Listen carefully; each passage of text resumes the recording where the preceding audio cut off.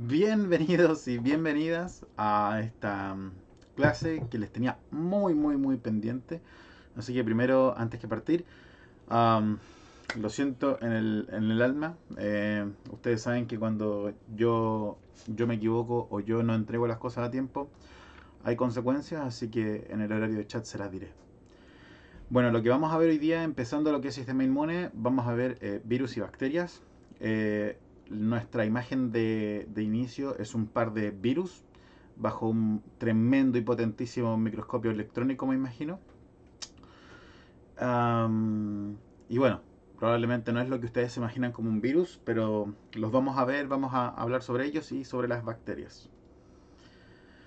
Bueno, lo que me interesa en la sesión de hoy día es que ustedes terminen por conocer la forma, la estructura de los virus perdón, las estructuras de los virus y las bacterias, que entiendan los mecanismos de reproducción que tienen y que entiendan que no todos son patógenos, que no todos son malos y que no todos tienen la posibilidad de enfermarnos. Nuevamente, en nuestra imagen acá tenemos un, eh, un grupo de virus como el que estaba recién en la portada, pero ahora están infectando a una bacteria. Bueno, partamos con los virus. Primero hay que partir de algo bastante importante. Los virus no están vivos. Los virus no están vivos sencillamente porque no pueden hacer los tres procesos que vimos en un comienzo, perdón. Me alarma. No sé por qué tengo una alarma hasta ahora, pero... Oh, maldición. Esperen. Ahí sí. Ok. Y ahora sí, perdón. Bueno, les decía, los virus no pueden hacer el proceso de la expresión génica por ellos mismos. No pueden llevar del ADN al ARN y de ahí a las proteínas. No pueden hacer transcripción y traducción por ellos mismos. Necesitan de infectar a una célula. Procarionte, eucarionte, da igual. Pero necesitan de esta infección. Por lo tanto, más que seres vivos, ellos se consideran parásitos intracelulares obligados. Si queremos ser incluso un poco más tajantes, podríamos considerar los complejos macromoleculares, pero definitivamente no están vivos. Así que no son considerados microorganismos tampoco. Y ellos tienen un montón de formas distintas. Las que están acá en las imágenes son las tres más comunes. Las que les mostré en el inicio, que es como una especie de nave espacial. Este tipo de virus normalmente es un bacteriófago, que es un virus que infecta bacterias. El de la derecha, que es un virus sin membrana o un virus desnudo.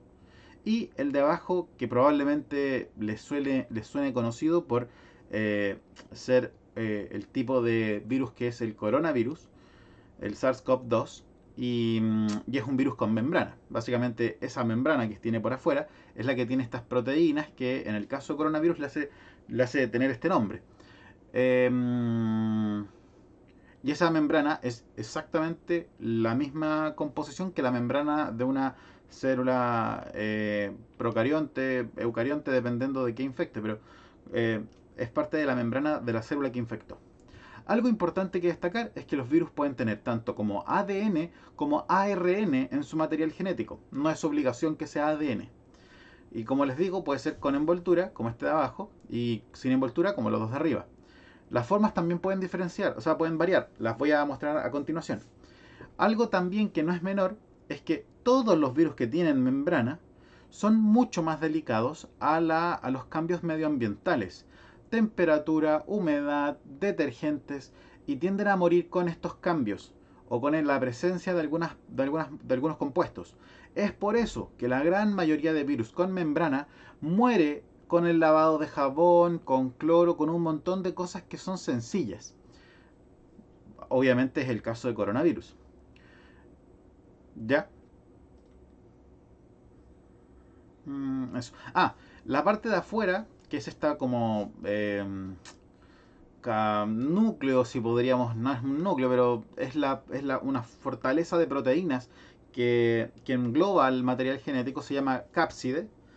Y cuando estamos hablando de un virus con membrana, esto se va a llamar nucleocápside porque va a estar como formando una especie de núcleo dentro dentro de una membrana.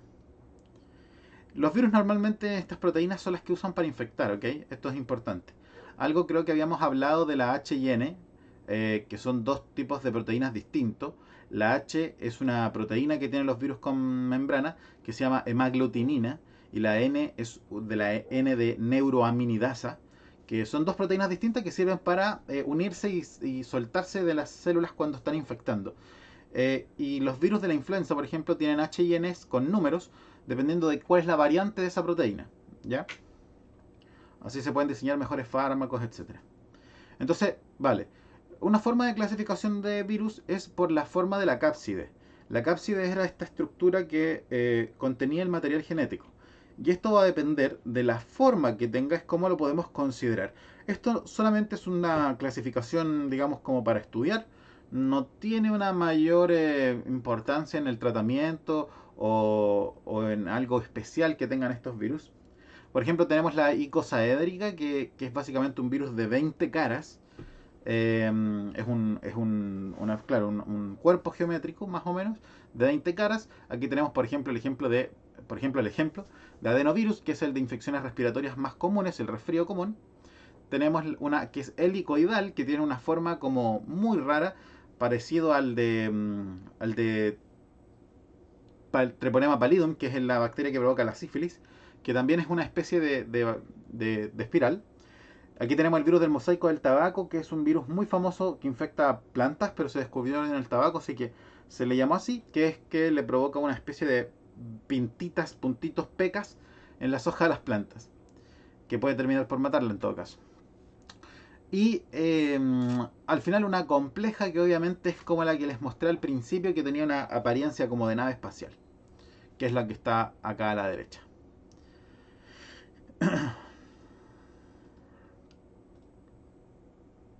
Verdad. Aquí está la muestra de cómo quedan los virus del mosaico del tabaco.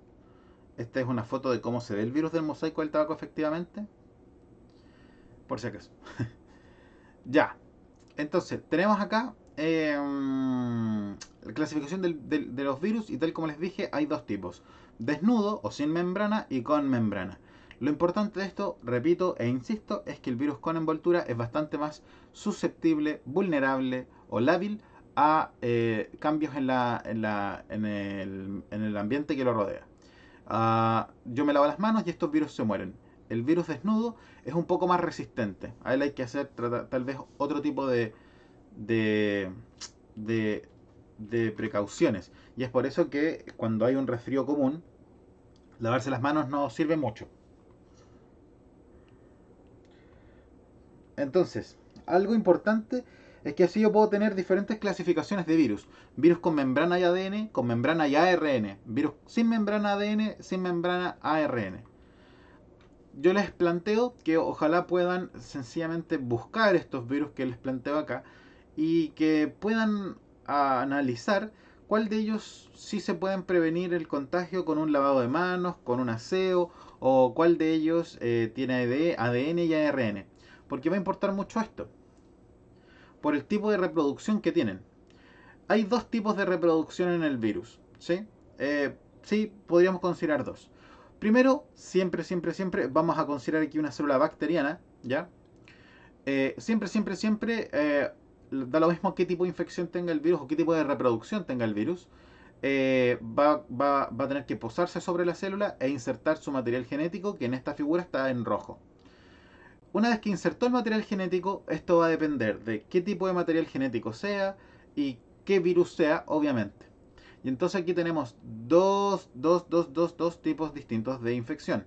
Primero está el ciclo lítico, que es inmediatamente este material genético que está dando vuelta en el citoplasma, se pone con la maquinaria metabólica de la célula a sintetizar fragmentos de las proteínas que están codificados en él, obviamente. Entonces básicamente se empieza a sintetizar un montón de proteínas víricas, todas las proteínas víricas, que se empiezan a ensamblar dentro de la célula y que finalmente al salir de la célula terminan matándola porque se le redujo demasiado su citoplasma, se le redujo demasiado su membrana, porque sencillamente la sobreexplotó. Así que, claro, no tan solo termina muriendo esa célula, sino que además terminan saliendo miles de virus, miles de partículas víricas. La otra opción es que el ADN o el material genético del virus se inserte en el material genético de su víctima, de su huésped. Aquí puede caer en un periodo de latencia. Aquí puede haber un periodo en donde el virus no va a causar ningún daño en la célula. ¿Cuál es el problema de esto? Que la célula, cuando haga mitosis, va a duplicar ese fragmento como si fuera de ella. Así que vamos a tener 2, 4 y dependiendo de cuántas divisiones sucesivas se hagan, vamos a duplicar la cantidad cada vez por cada división celular. Entonces ahora, cuando una de estas células decida empezar a sintetizar las proteínas virales por los mismos procesos que ustedes ya entienden de transcripción y traducción, es que van a sintetizarse muchas partículas virales que van a estallar la célula y la van a matar. Por lo tanto, la diferencia entre comillas del lisogénico y el lítico es que en el ciclo lisogénico está la inserción del material genético al ADN de la víctima, de la célula, y con sus propias divisiones va a estar como entre comillas duplicando el material viral. ¿Ya?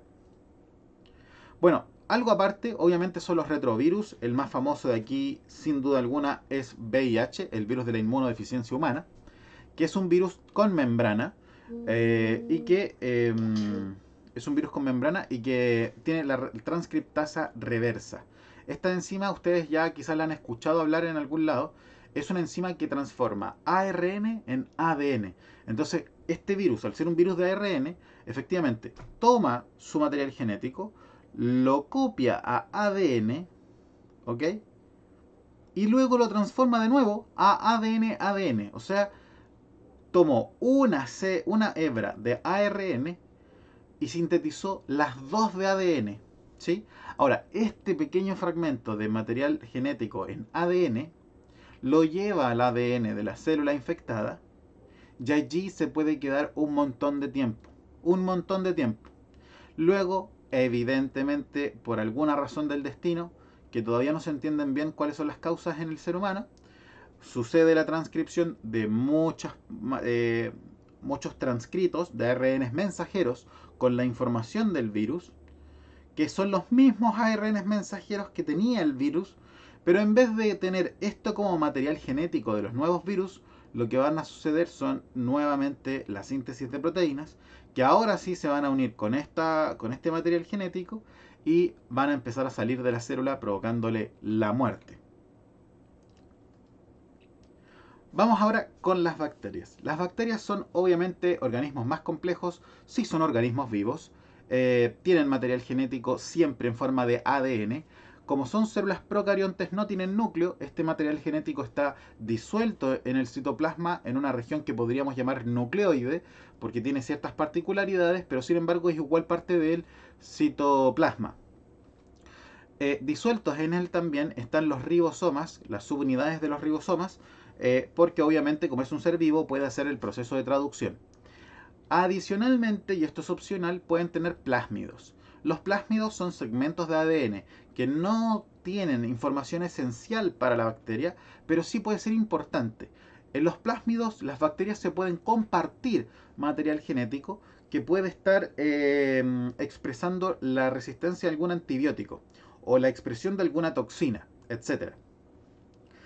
Eso de adentro. Obviamente tienen una membrana celular, como cualquier otra membrana. De hecho, las bacterias pueden tener pliegues de esta membrana celular para poder hacer algún proceso más complejo, como por ejemplo la fotosíntesis. Pero lo importante de las bacterias es que van a tener sí o sí una pared bacteriana. Es una pared celular. Todas las bacterias tienen pared celular. No todas tienen cápsula. Así que esto lo de la cápsula puede ser es opcional. Al igual que el flagelo. No todas las bacterias deben tener flagelo. Y no necesariamente es uno. Pueden ser muchos a un polo o pueden ser muchos alrededor de la bacteria. Por la forma que tiene esta bacteria, fíjense que es como una especie de soufflé de papa. Es como una especie de óvalo, ¿sí? Hecho cuerpo geométrico. Es que lo podemos decir que es un bacilo. Y las formas de las bacterias, si bien van a importan mucho generalmente para el nombre, para el tratamiento no tanto. Entonces aquí podemos tener diferentes nombres. De esto algo hablamos en nuestra última sesión de chat.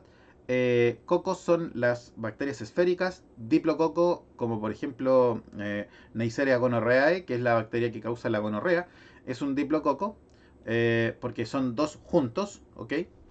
El estrepto siempre va a significar, fíjense que sea streptobacilo o streptococo, que están formando especies de cadenas. Y estafilococo es básicamente que están todos aglomerados formando una especie de racimo. ¿Ya? Las sarcinas son cuando se unen geométricamente como un cubo o como como una especie de patrón geométrico. Las tétradas son las que se unen de forma lineal. Dos tétradas por ende forman una sarcina. Y bueno, y también hay formas distintas como es la espiroqueta o como los vibriones como vibrio cólera, cocobacilos que son formas no tan alargadas pero tampoco son redondas, etcétera. Entonces cuando ustedes ya escuchen una bacteria ya sabrán más o menos qué forma tiene, porque normalmente tiene el estrepto o el estáfilo, que es de nuevo cadena o racimo. Bueno, y cuando yo les dije que todas las bacterias tenían una pared celular, es importante, esto sí es muy importante, porque existen dos tipos de pared celular que puedan tener. Una que es muy delgadita, esta cosa morada es su pared celular, muy delgada, o muy gruesa. Esta pared celular, a diferencia de los vegetales, que está hecha de celulosa, esta está hecha de péptido glicano. ¿Ok? Es otro azúcar que está obviamente combinado con algunas pero es principalmente azúcares, pero está combinado con algunos otros compuestos. La diferencia está en que cuando esta pared es muy gruesa, es su última capa. Es su última capa, porque básicamente esta capa es capaz de proteger a esta bacteria.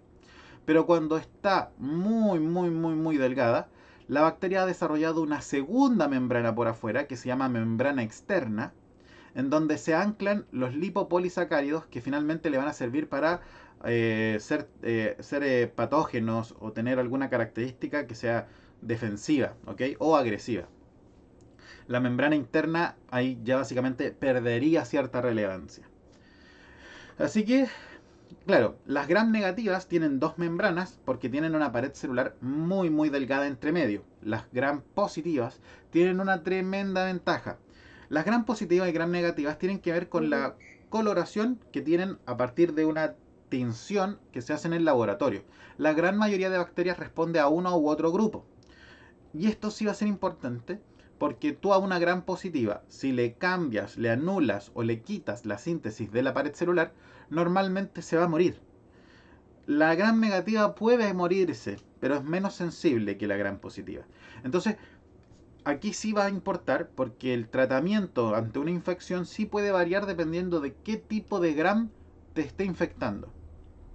Ahora, su reproducción es muy similar a lo que podríamos determinar en una mitosis, solo que aquí no hay núcleo. Y es que el material genético se va a duplicar, se va a ir a los polos, se va a empezar a formar una cintura en el medio de la célula que va a formar finalmente un tabique al medio, en donde después las células se van a separar. Este proceso, como no hay núcleo, no se llama mitosis. Este proceso se llama fisión binaria o bipartición. ¿Ya? Esto es lo importante. Así que esto. Ya tienen sus primeros términos para el glosario. Acuérdense que para el glosario hay incentivos de que participen porque puedo dar décimas. Así que espero que lo llenemos. Espero que podamos tener un buen glosario. Y eso. Nos veremos en nuestro próximo horario de chat. Hasta entonces, cuídense mucho. Nos vemos. Chau.